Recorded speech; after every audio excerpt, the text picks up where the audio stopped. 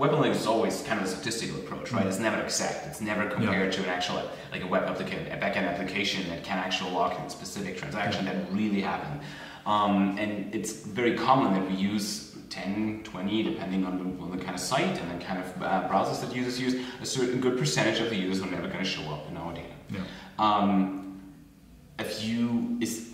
Are approaches for modeling the missed data something that if you've been playing with, that you do, or in general there's the approach of regression analysis, for example, to say I got these many clicks, that's all I know, and I got this outcome. What's the relation in between, right? Is that something that you see a future in? Well, I mean, it's already been done for a long time. Like, take the entire universal analytics sampling, for example. They're deliberately cutting realism. Realism ends at 500,000 sessions, and then guesswork begins. So it's already been done, and it can be done really effectively. But it of course is entirely reliant on the sample size. So the smaller the sample size, the less effective any kind of algorithm, or the more noisy the algos become. So there might be more need for like benchmarking to fill the gaps. Data platforms working together to build a comprehensive visitor graph. I think absolutely that's something that requires focus, which brings us back all the way to one of the points we talked about earlier, which is turning the entire organization to more understand the holistic whole of what a cloud stack is.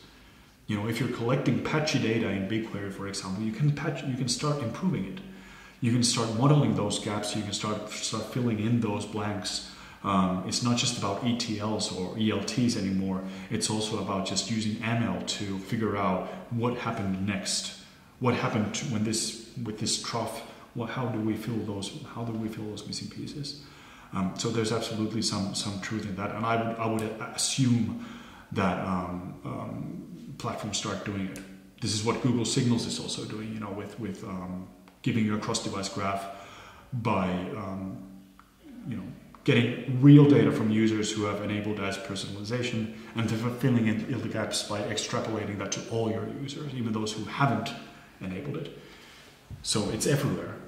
Well, everywhere. I'm just talking about the Google stack here, but all the platforms are looking into this, and I think that's what I'm looking at is how this will this also seep into like tag management? Will there be a algorithmic approach to what tags to show to the user, to fire the right kind of tag at the right time for the right user. So without being any kind of data scientist, I would assume that the robustness of the data pipelines will go hand in hand with the complexity of the modeling that we're going to do with the data, and that's an interesting feature as well. We kind of paved the way already. Let's jump into our last topic, if you don't mind, the cloud topic. You mentioned earlier that GA360 has been provided a raw data export for a long time with web and app properties. This is now coming also in a free fashion. But this is always kind of it came with a certain login, right? And you yourself are, I think, primarily a GCP user, if that's correct. How do you see Google's way of bringing all these platforms together? Is that a fair approach? Is that well, they can, and that's a way to do, or should there be a more liberal way of how GA provides data, raw data to customers? Like a liberal way for GA, I don't know. There are other web analytics providers, they provide CSV files right away, and you can do whatever you like with those CSV files. Right? Well, I think one thing about BigQuery is that it doesn't exclude the ability to have CSV files. It's just an intermediary step. I don't like. For me, conceptually, doing a CSV dump from raw data from the user interface of Firebase is equivalent to doing a CSV dump from BigQuery data, or pushing it to cloud storage, for example. I don't like that's a technological problem that's pretty niche, that can be solved with plugins and with duplicating the data in your own database if you really want that CSV. But when we're talking about file extensions, we're talking about the wrong thing. We're talking about raw data. And what Google is doing is, I don't know what they're doing. What I hope they're doing is they're making that raw data more front and center. Accepting the fact that whatever we see in an analytics tool interface is always regurgitated by some user interface designer in Google's labs. They don't necessarily have the best touch with what the real use cases are. So having access to that raw data is crucial for transparency. Like, it's absolutely vital. It would be horrible if Google withdraws the free BigQuery export from Atlas Web. For me, it would be a death blow. Like, I would instantly start looking at other solutions and start pitching it to clients as well. Google, listen, start instantly pitching to clients as well that, hey, they took away the one thing that currently makes Firebase worth everything. So having that raw data is absolutely fundamental. Also from legal reasons, you own the data. You have full ownership of that data. It's quite important. With GA free, you never have ownership of the data. It's confined in the UI, and Google owns it. And there's a unilateral contract, or I don't know if it's unilateral per se, but they can change the terms of service if they want to. And your options are to take it or leave it. So with Firebase and with the BigQuery stuff, you are getting that raw data and you're getting that ownership. And you are also opening up to the entire capability of Google Cloud. And through hybrid solutions to AWS and Azure, you're not forced to work alone in GCP. You can start feeding BigQuery data to AWS as well if you want to. So I think that, cloud is so inspiring. And it's kind of, in many ways, cloud computing has been around for a long time, and it's been scalable and affordable for a long time. But today, it's unprecedented what you can do. You can proof of concept web apps within half an hour.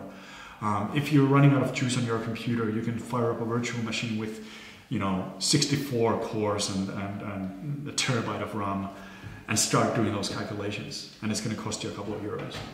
So the potential of the cloud is just immense, and combine that with the granularity we need from data to be able to do modeling, and with the ever-diminishing size of our cookie database, it's just going to be fundamental that we have access to that free data, and not free data, to that raw data. I don't know. No, it's a weird thing. The cloud is weird, man. The cloud is very weird, for sure. Especially. We feel very comfortable, and Google kind of prepared that connection already for us great GA data, Firebase, it just shows up in BigQuery, amazing. I literally just have to open the console, put in the query, hit enter, and have another click and it's in Data Studio, right? That's amazing. But there are a lot of marketing use cases that do not allow that, right? And that kind of opens up the scope from web analytics is an important part, of course, but marketing teams are using a bunch more tools and a bunch more data. And it kind of broadens the data strategy. And how do you see how the data at a cloud changes the way that organizations can work with data if they do get more, maybe more ownership? Well, I mean, if you look at GA, the way it worked is that marketing teams use GA, so all the integrations had to be built into GA. Search Console, DoubleClick, ads, they're all built into GA. You enable them in the interface and then you get the data in GA. What if users start working in BigQuery and in the cloud? What does that mean? Well, that means that all these systems will need integrations to the cloud. So Search Console will dump their raw data into BigQuery. Ads will dump their raw data into BigQuery. DoubleClick will dump their raw data into BigQuery. And now when you think about it, the ease of having everything in GA, in readily created reports with the full path of the view through conversions and everything, versus the horrible complexity of these different tables that then you need to combine into views. It sounds like a horrible mess, but this is where innovation happens, and this is where stagnation happens. Because here, I keep using this, I hope there's like cool visual stuff that we'll put like the Google Analytics logo here in the Firebase, but here in GA, you're stuck with the interface, and you're stuck with the data models. And the Search Console integration is basically just the Search Console reports and then some landing page metrics. But here in Firebase, in BigQuery, in the cloud, you can build your own joins, you can build your own data combinations, you can build your own data flows, your own warehouses, your own outputs, whatever you want to do. So this is where innovation happens, but it requires that users shift their mindset from we need to be able to do this in GA to we can do this in the cloud. And the more users start using those cloud tools, the more Google is incentivized to introduce new APIs. And that also requires a huge contribution from the community. We need to start upping our BigQuery recipes and our pipeline tutorials, and we just need to start exposing and demystifying the cloud and showing that you can do all the stuff you did in GA in the interface. You can do it in the cloud as well. You just need to shift your mind away from like a turnkey solution to something you need to tweak and twiggle a little.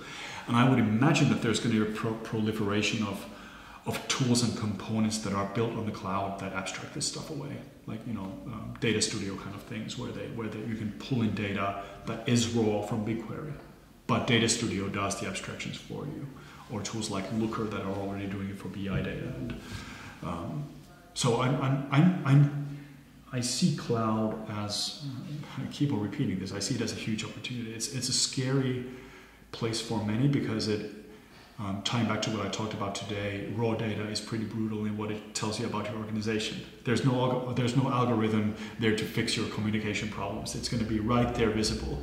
This row had a broken transaction, so it has nulls for revenue. This row didn't, and they're in the same database. That's a communication problem. So in the long run, it's going to start separating the wheat from the chaff, in that companies who are not mature enough, they'll use the Firebase user interface and make all the mistakes they did with Universal Analytics interface, maybe only have the page view and then the enhanced measurement. And then there's going to be a group of companies that are working on the cloud, working with raw data, making amazing insights, or maybe not making any insights at all, but at least they'll be working with the raw data. And I want to be in that team, not only because they have the raw data, but because we own the data. We are at full liberty to build whatever solutions we want on top of web applications using compute engine, app engine, container engine, whatever, Kubernetes. I don't know if that's how you pronounce it. There's a whole page that says the different pronunciations for Kubernetes. But yeah, so anyway, for me, the cloud is like everything. And I think I'm going to be focusing a lot of my outreach and my articles and my talks around demystifying the cloud, because I think it's an important push to do. And I think that will be healthy for Firebase as well, because Firebase is the cloud. There's no line separating it from the cloud. It is a cloud technology. So what comes with that push is that either marketers have to become more kind of developers, or developers have to become marketers. Right? It sounds like a horrible world. People are forced to learn beyond their mandates. Let's say for a marketer, maybe a constant reader of one of your publications, and they've seen a fair bit of JavaScript. What is the best approach for someone like that does not have a strong development background, still wants to go to cloud? What do you think is a good approach to get started in that kind of, for data use cases? What's the best approach then?